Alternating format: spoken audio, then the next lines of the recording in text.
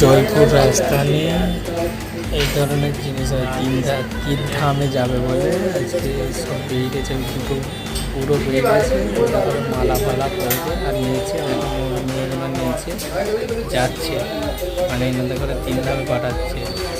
তা তো জানিনি কথা পাঠাচ্ছে, তিন ধাম করতেছে। দেখো তোমরা